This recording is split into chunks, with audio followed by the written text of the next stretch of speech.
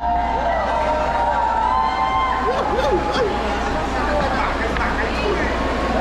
araw po sa lahat.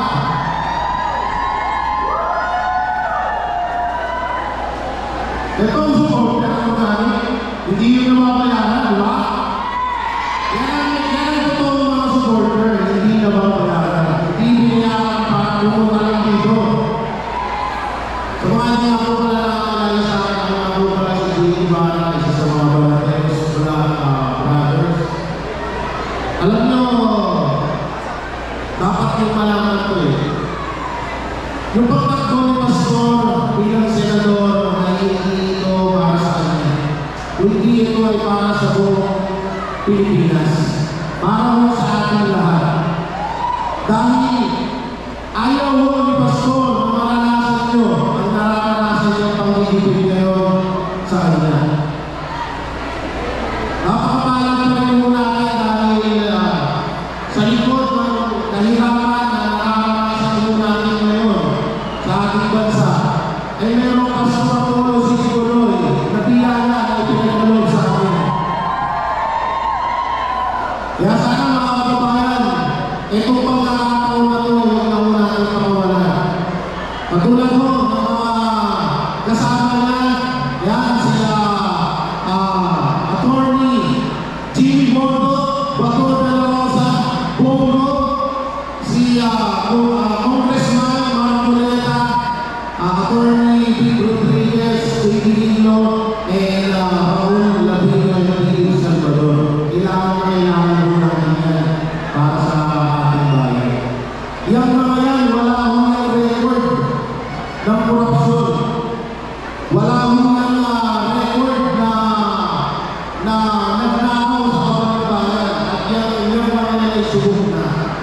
At wala, minsan hindi naman po pumalya ang ating Pangulong Duterte sa kanyang mga iniidorso mga kandidato. Alam nyo, isa sa mga kinagilig ko kay Pastor dahil alam nyo, hindi ko siya nakakaupo bilang senador pero ang namin nilang nagawa. At kami mga Balateros sa buhay ng istigo doon.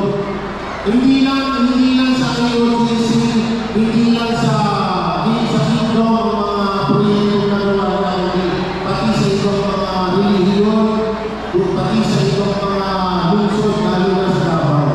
Meron siyang ginagawa ng mga kalsada, school, center, tsaka ito karapat-dapat si Pastor sa pagiging senador dahil alam niyo, namimiss natin yung mga katulad ng guro na meron si Pastor na matagal nang nawawala sa Senado.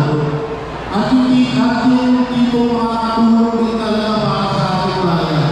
Hindi yung puro papogi lang. Yung iba nga ito na kailang term na tapos sa pinikula mo lang ang nita. Diba? Tsaka yung mga sinasabi nilang pinagin ng supa ang kandidato ng pinipinapan kung sila yung nakakali. Dahil ang mga kandidato ng pinipinapan, ang tunay na may malasakit para sa ating bayan.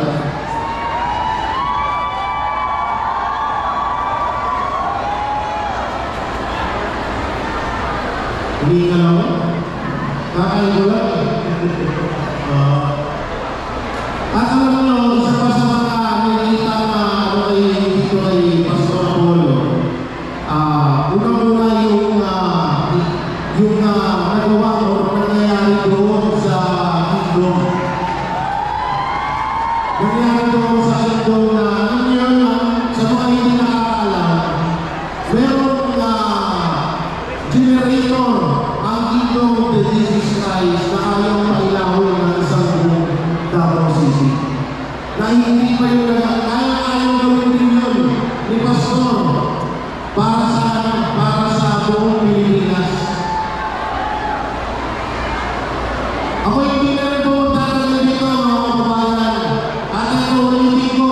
Huwag na ho natin pakawalan ang pagkakataon ito na mangyayari sa Senado si Pastor Apollo Sisiguloy at ang lahat ng pinipinapan. Yung